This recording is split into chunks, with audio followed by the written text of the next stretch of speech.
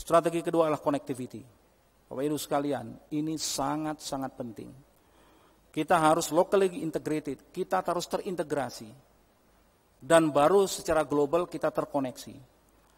Karena kalau tidak, maka jarak geografis kita tidak sama dengan jarak ekonominya.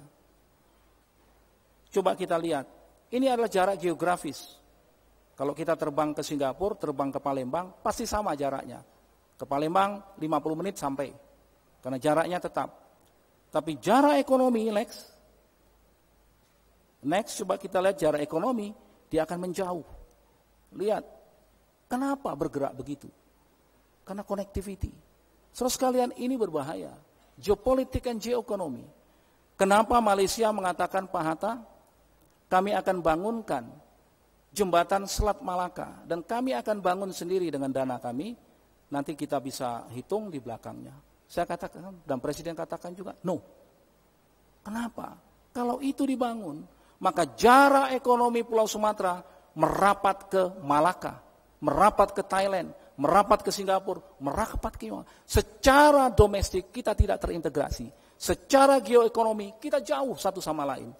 Maka secara geopolitik kita rapuh. Oleh sebab itu connectivity menjadi pilar utama. Jadi kalau tadi itu dikatakan negara itu gagal, masuk middle trap, dikatakan infrastruktur, ya betul.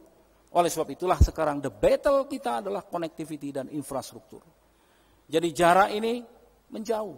Kalau kita mengangkut barang ke Singapura, satu satuan per kontainer 20 foot, jarak yang lebih pendek ke Palembang membayar 2 kali lipat daripada ke Singapura. Itulah jarak ekonomi.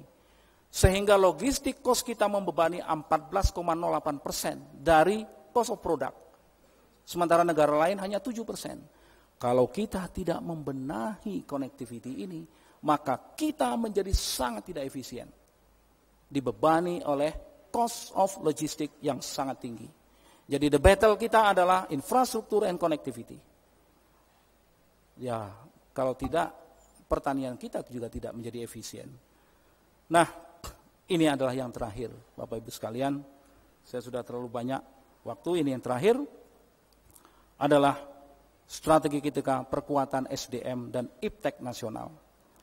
Tadi saudaraku Sawal kelupaan menyebutkan satu orang tokoh dari kampus kita ini, yaitu Profesor Habibie. Beliau itu terkenal dengan SDM dan ipteknya.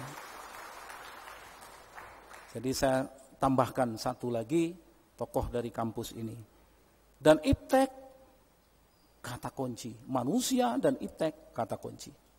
Kalau kita gagal di situ, tidak ada inovasi. Kita masuk perangkap. Oleh sebab itu senarionya harus begini. Kalau business as usual pada tahun 2025, pendapatan per kapita kita hanya 6.000. Tapi intervensi dengan inovasi driven ekonomi, yang sebelah kanan, dari biru naik ke atas, terdorong oleh intervensi teknologi, dia akan menjadi 16.000 US dollar. Jadi kunci kita, nasionalisme kita adalah kemampuan bangsa ini setiap saat untuk tidak hanya beradaptasi terhadap perubahan, tapi melakukan sebuah perubahan terhadap dengan inovasi.